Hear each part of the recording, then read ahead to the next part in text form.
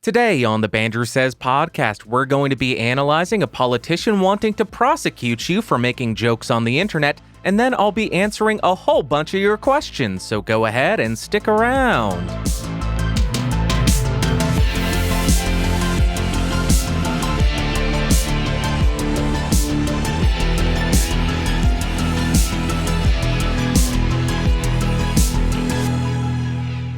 Greetings, Earthlings, and welcome back to episode 175 of the BSP. My name is Bandrew. This is what I says. Like always, down below, there are timestamps of everything that I talk about, so you can skip around and save a couple of minutes. But if you got the time, I would appreciate you checking out the entire episode. If you do want a different version of the show, either audio or video, you can find that at bandrewsays.com. And if you want other educational podcasts, go check out geeksrising.com. Let's start with the news, and this is going to be a little bit of a political story because a politician said something really stupid, so feel free to skip over this story if you hate politics as much as me. Representative Frederica Wilson recently gave a talk, and she said the following. Those people who are online making fun of members of Congress are a disgrace. And there's no need for anyone to think that is unacceptable. We're going to shut them down and work with whoever it is to shut them down, and they should be prosecuted. You cannot intimidate members of Congress, threaten members of Congress. It is against the law, and it's a shame in this United States of America. Now, you may be thinking, well, Bandrew is going to come out and support my right for free speech. That's where you would be wrong. I am 100% on board with Frederica Wilson's proposal to prosecute people who make fun of Congress members, because if I had a voice like that and I wore hats like her, I would be seriously concerned with people making fun of me online as well. How dare you make fun of her? In all seriousness, she is partially right in the portion where she says you cannot threaten members of Congress. You can't threaten anybody with physical violence. That is against the law. That does not fall under free speech. So she is correct there. But to state that she wants to prosecute people for making jokes about politicians or Congress members is bordering on insane. Because do you know what that would mean? That would mean every single political cartoonist or political satirist, prosecuted. SNL, prosecuted, off the air. The Daily Show, prosecuted, off the air. Every late-night talk show that has said a joke about Donald Trump, like Donald Trump is Vladimir Putin's cockholster, prosecuted, banned, you're gone. This sounds crazy similar to China blocking mentions of Winnie the Pooh because people started comparing their president Xi Jinping to Winnie the Pooh. You can't say Winnie the Pooh or post memes of Winnie the Pooh because the president over there does not like it. But in my opinion, this is even worse because you wouldn't just be banning jokes online, you would actually be prosecuting people. That doesn't necessarily mean being put in prison, but it could mean being fined. You could be fined for making a joke about a politician, which is just insane. We all better hope that this politician is voted out of office or other politicians are smart enough to understand how dangerous a move like this would be. All I would ask you to do is pay attention to this type of rhetoric, and if you have a representative espousing this type of nonsense, vote for somebody else. I don't care what their other political beliefs are or what their political stances are. Blatantly saying, I want to prosecute you for jokes is a clear infringement on the First Amendment, and it would absolutely destroy the internet. There is no denying that.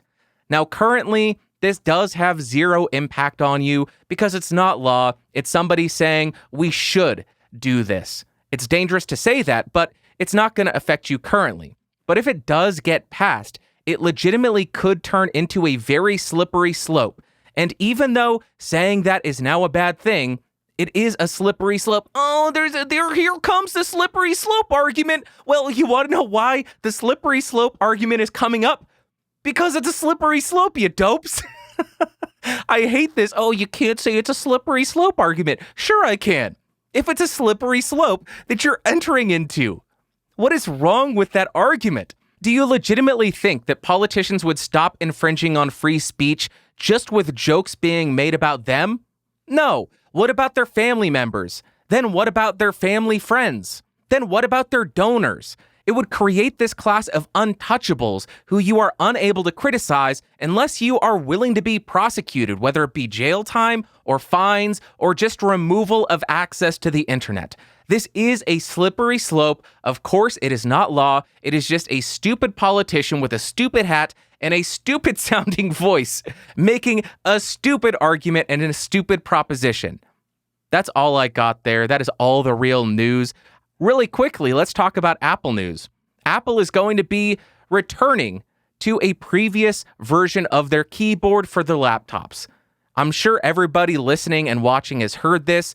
Apple has the butterfly switches in their laptops, and they can fail if dust gets in them. Terrible, terrible design. And they have come out with 4 different iterations of this keyboard trying to resolve the issue. They have extended the warranty where you can get the keyboard replaced for free up to 4 years after purchase. They are finally reverting back to what I believe are called scissor keyboard switches, which is what was in the 2015 MacBooks and prior, which is ultimately a good thing. I like the key shape on the new keyboards, the butterfly switches, so I hope they keep the key shape and just replace the switches. So unless you absolutely need a new Apple laptop right now, just wait. Just wait until the end of this year or early 2020 when you will have a much better and much more reliable keyboard. Now we have new products. I recently just did a review of the brand new Scarlett 2i2 3rd Gen from Focusrite, and they made a great incremental upgrade from the 2nd Gen. Not a huge amount changed, but a lot of minor updates that I think make for an ultimately better interface. And I have read a lot of the comments, and people are saying, oh, this is so much better because you're getting more gain. You're not getting more gain. That's completely wrong. You do get a higher gain range, but that does not equate to higher max gain. Those are very different specs. In my review, I went ahead and measured the max gain, and I saw absolutely zero difference between what is available on tap on the 2nd Gen and the 3rd Gen. Additionally, I saw almost no difference in the noise floor performance. There was the exact same level, although the frequencies that the noise focused on did shift a little bit to more audible frequencies on the 3rd Gen interface. Now, what I think they did to increase the gain range available on the 3rd Gen is increase the headroom that is available, meaning you can plug in louder sound sources and not run into clipping as frequently. This means that when you have the gain dial turned all the way down on the 3rd Gen, I am guessing that it would be quieter than if you had the gain turned all the way down on the 2nd Gen, which would increase the gain range available. Let me try explaining it a different way. When you're using the 2i2 2nd Gen, the previous version of this interface, and you have the gain turned all the way down, let's say you're getting plus 6 decibels of amplification to your microphone. Then when you turn the gain dial all the way up, let's say you're getting plus 56 decibels of gain amplification to your microphone. Then when we look at the 2i2 3rd Gen, which is the interface that just came out, let's say the gain dial is turned down to 0, completely off, and you are getting plus 0 dB of amplification to your microphone input source. When you crank the gain dial up to 100%, let's say you are still getting 56 dB of gain amplification to your microphone. That means you are getting a gain range of 56 dB as opposed to 50 decibels, which is what you got on the 2nd Gen. There is no difference between the max gain available on the 2i2 2nd Gen and the 2i2 3rd Gen. You just have a higher gain range, which is very different from max gain. I found that they have the exact same max gain available. I just wanted to point that out, but they did make a very interesting and very compelling update to the 2i2 3rd Gen. Let's jump to what she had to say, and the first comment comes from Stefan, and he says, quote, "Hello, Bandrew. Nice podcast episode. What about you add a segment like Jared Poland from Fro Knows Photos, and do you critique podcasts submitted by/from your listeners? I mean mainly on the technical issues and not for the content. Kind regards, SWS. Stefan, that is a very interesting idea and something that I had actually considered in the past, but I wasn't sure if that's something that people who watch or listen to the show would be interested in, but something that I think would be a lot of fun and would be a good learning experience for myself and a good learning experience for people who listen and submit their podcasts to be critiqued. So what do you think? What do you think? Is this something that you would like to see on the show? Would you be interested in hearing me critique people's podcast production and audio quality and maybe give them some tips and tricks and pointers? Hopefully, all of us can learn together. What do you think about that? Let me know in the comments or send an email to askbandrew@gmail.com or let me know on Twitter @BandrewSays. Is that something that you would be interested in? Thank you very much for the suggestion, Stefan. That is a great idea. Next comment comes from Kragatar, and he says, quote, on the subject of unusual activities, I'd say spending many thousands of dollars on microphones just to help total strangers decide which one they want is pretty unusual. Generous, but unusual. Kragatar, that is a very interesting point that I don't frequently consider how weird it is that I do this. I understand that talking into a microphone essentially to myself is weird, and it takes a little bit of insanity to do it. But I don't really consider, well, I'm buying a bunch of stuff to review on the internet to help people that I will likely never ever interact with. That is weird. Well, I have fun with it, so who cares? So there's your answer, Luke, from last week. That's the most odd, unusual thing that I do. I spend thousands of dollars to talk about microphones and talk into them 1 or 2 times. What a terrible financial decision I've made. Next comment comes from Shadistic. That's not how you say it. Shadikstick. Huh. I feel like I said a bad word. Quote, I actually learned a way around the recommended video issue some years ago when I was in high school. Before this fix, if you turned off your watch history, YouTube would only recommend videos you liked instead of ones you watched. I got tired of seeing Logan Paul and Jake Paul videos in my recommendations because of some new controversy about one of them every week. End quote. Shadikstick. That name is ridiculous. That is a very interesting workaround to the issue that I had never considered. I like having my watch history turned on because I will frequently find a song that I like and then not be able to remember what it's called, and I'll have to go back to my watch history and find it there. Or there's multiple times where I will be watching a video, be unable to finish it, and have to come back to it later. And if the watch history was being turned off, it wouldn't save my spot there, or I may completely forget what I was watching. So that is why I have always left my watch history on, and I enjoy it. But that is a very clever workaround. And I imagine if this new feature they rolled out still doesn't work, this would be a great way to avoid getting a bunch of Jake Paul and Logan Paul recommendations. Thank you very much for the comment. Keep up the cleverness, Shadikstick. I had to say it one last time. And the last comment comes from Being Blind Show. And I quote, thank you, good sir, for stating the obvious. If some moron gets radicalized in one direction after the next from watching YouTube videos, they clearly have no shot at surviving in the real world and certainly aren't representative of the norm.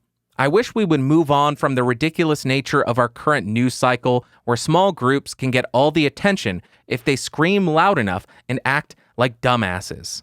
Being Blind Show, congratulations. You have led us to the Conspiracy Corner.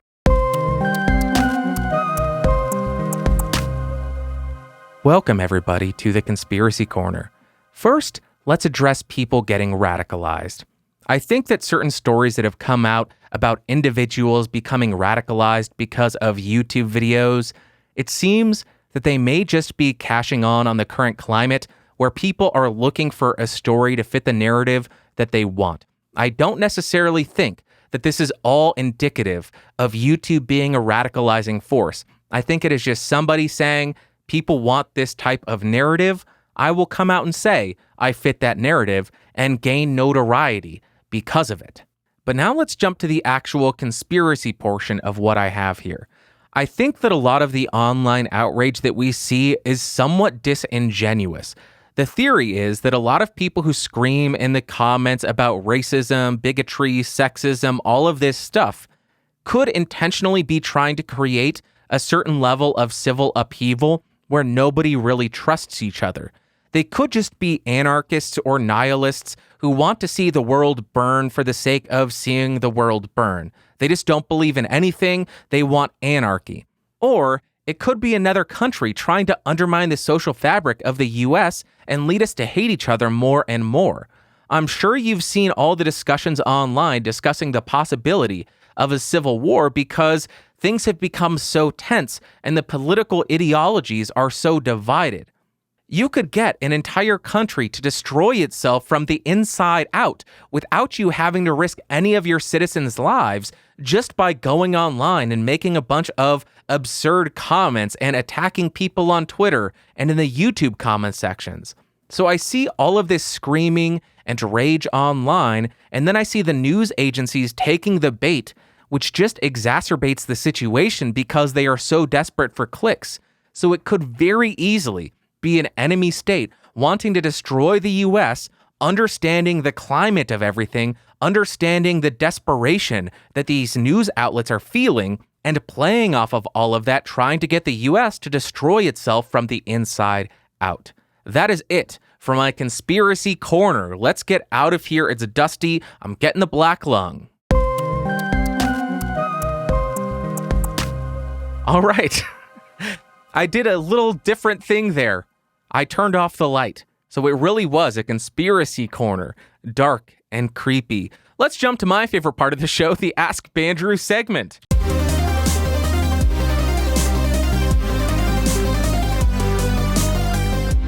All right, if y'all got any questions, go ahead and send them to askbandrew@gmail.com, or you can send in an audio submission at bandrewscott.com or bandrewsays.com using the SpeakPipe plugin, or you can send in an audio submission to askbandrew@gmail.com. Send in your questions. I am more than willing and happy to answer almost all of them. Let's jump to the first email. And the first email comes from Philip. And Philip's email is quite long, so I will just summarize with the questions that he has. He asks, is there a way to stop the foam inside the RE20, 320, or RE27ND from deteriorating? Do you think there's a difference in foam quality from the RE320 up to the RE27ND? Did I have problems with the windscreen of the 320, RE20, or RE27? And has the SM7B foam deteriorated, and will I have to replace it in the next couple of years? And let's jump to the first question he has, which is there a way to stop the foam inside the RE20, 320, or 27ND from deteriorating? To my knowledge, there is nothing that you can do to stop the deterioration of foam over time. I suppose you could put an external foam windscreen on top of one of the microphones, and that would keep saliva from getting directly on the foam inside of the microphone and slow down the deterioration of that foam. But foam does just deteriorate over time, and you will, at least at some point, have to replace it if you have the microphone long enough. So there's nothing you can do to stop the deterioration of the foam inside of the RE microphones, but you can slow it down, yes, by maybe adding an external foam windscreen or pop filter to stop your saliva from getting directly on it. And then we got the second question, which is, do you think there's a difference in foam quality from the RE320 to the 27ND? I do not think that there is going to be any difference in quality of foam used between those microphones. I think it's just the internal electronics, the diaphragm, the magnets, all of that stuff is different, but I can't imagine them saying, we're going to use a higher quality piece of foam in this other microphone. I highly doubt that, but if you want to be certain, contact Electro Voice. I am sure they will be more than willing to answer your question, because when they answer your question, you're more likely to buy their microphone. So just shoot them an email and ask them themselves. They'll know much more than me. I'm speculating here. And the third question, did I have problems with the windscreen of the RE320, RE20, or RE27? No, I have never had any issues with the pop filters or windscreens in these microphones, but I have only had them for a few years, and they are not my primary microphones, so I don't use them enough to really understand or get a good feeling for how quickly the foam inside of them would deteriorate with saliva getting into them or anything like that.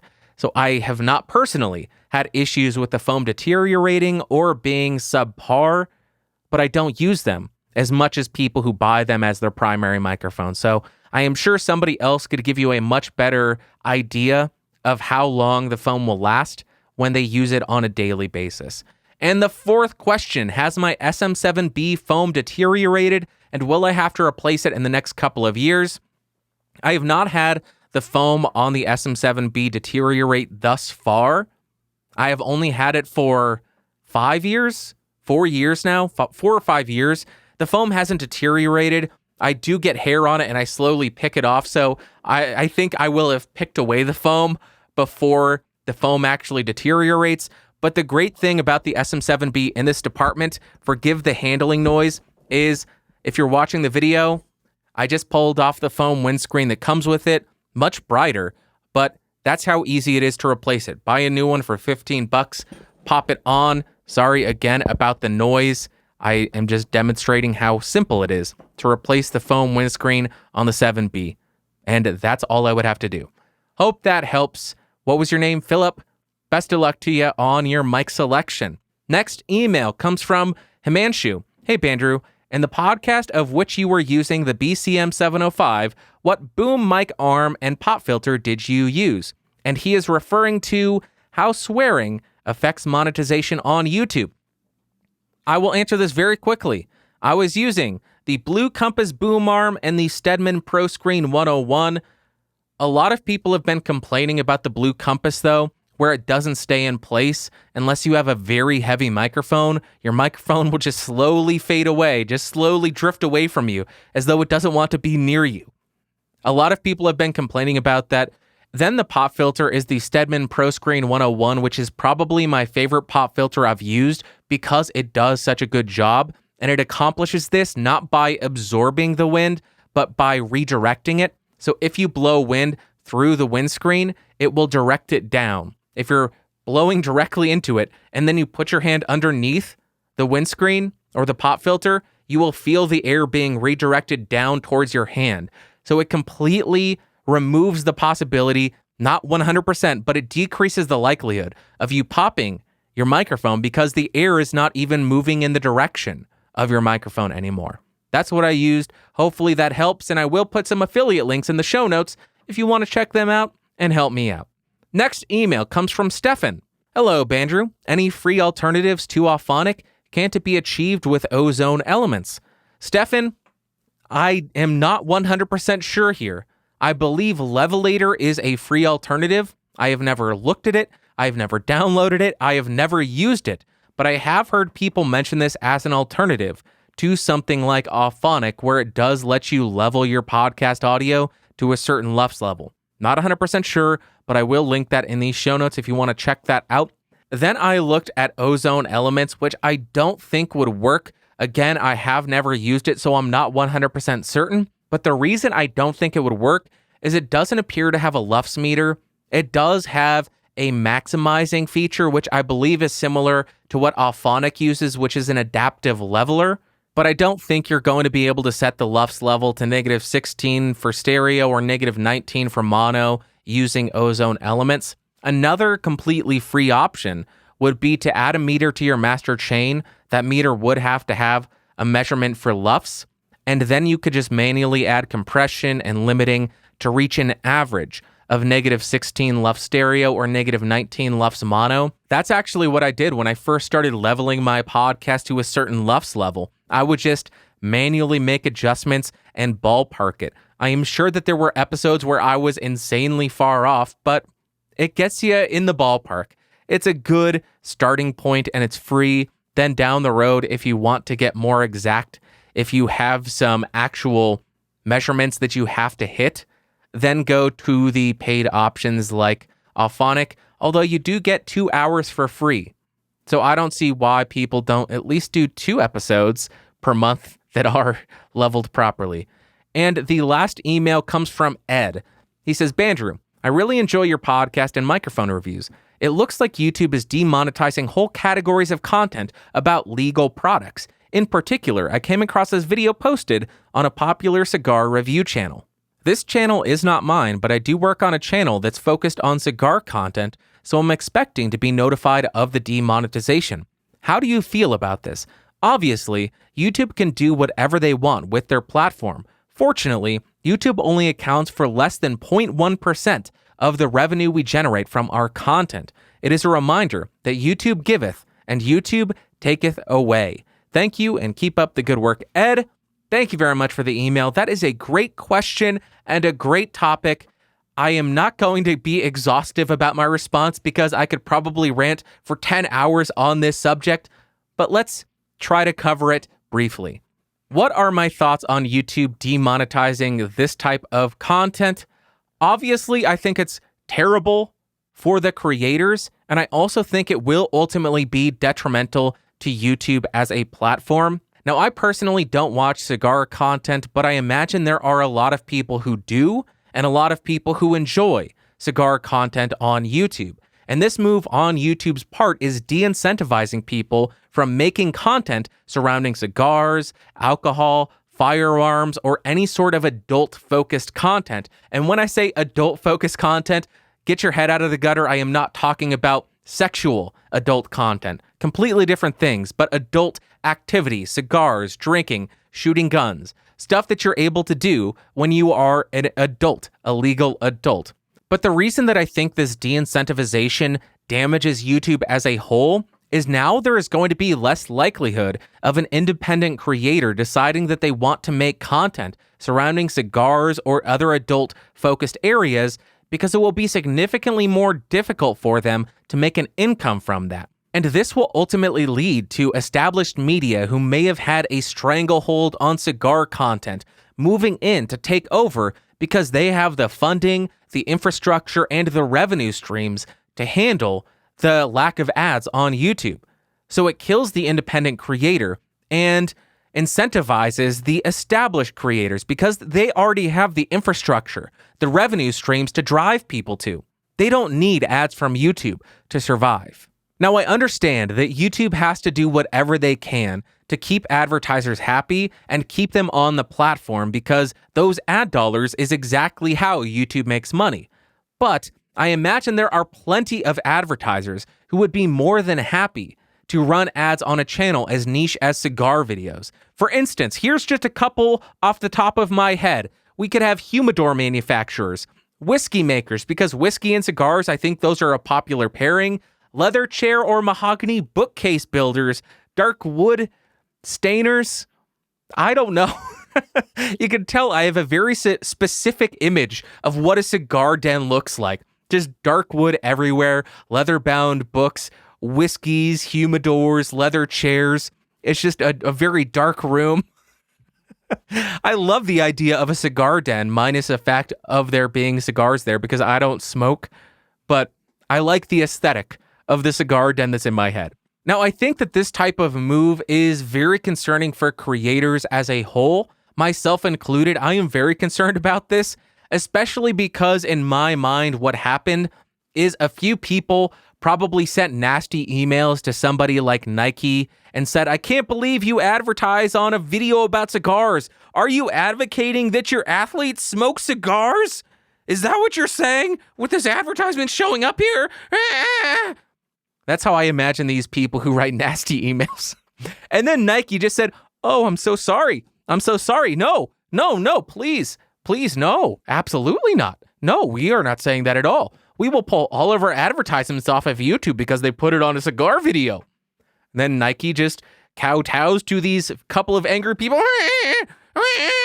And I just find it very troubling that a couple of angry, bitter people who just type emails are able to affect these advertisers, which ultimately leads to them negatively impacting a huge number of creators on the YouTube platform who rely on that income from YouTube. So these people need to grow up and realize that they don't have to like everything that they watch. The world is not a safe space, you little snowflake. because there is an advertisement in front of a cigar video does not mean that that company is saying, you know what you should do? You should smoke a cigar. They're not saying that, you frickin' dopes. Although this is all speculative in my head, so I'm just screaming at myself right now. That's my stance on it. It's ridiculous. People need to grow up.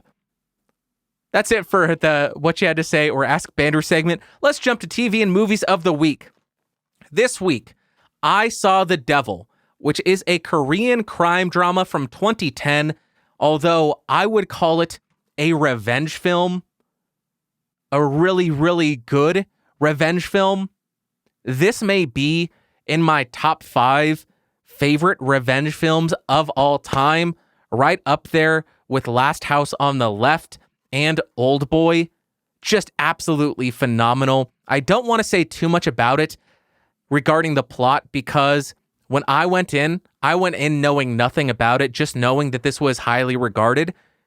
I went in knowing nothing about it, and I went on a ride. 2 hours and 20 minutes felt like 30 minutes. That's how good the movie was for me. I just also really enjoy foreign films because it exposes me to a culture that I have no knowledge of.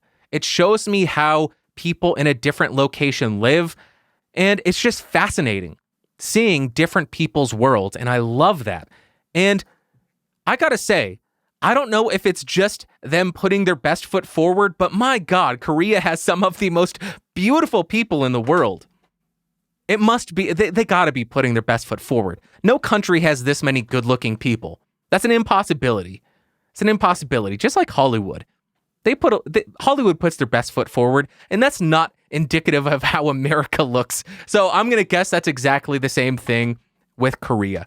But if you are looking for a violent, very violent, somewhat gory, somewhat disturbing crime drama, revenge film, I saw The Devil, 2010. It's a secret agent versus serial killer. That's all I'll tell you. Really fun. Enjoyed it. Highly recommend it. I will put an affiliate link for that in the show notes if you want to check that out as well. Monetize everything. That's my new motto. Monetize everything. All right, that's going to wrap up for today. So thank you all so much for watching and listening. I appreciate you so much. If you want different podcasts, geeksrising.com. If you got questions or recommendations, or you want me to critique the audio quality of your podcast, go ahead and send all of that to askbandrew@gmail.com. And I will talk to you all next week. Appreciate you. Goodbye.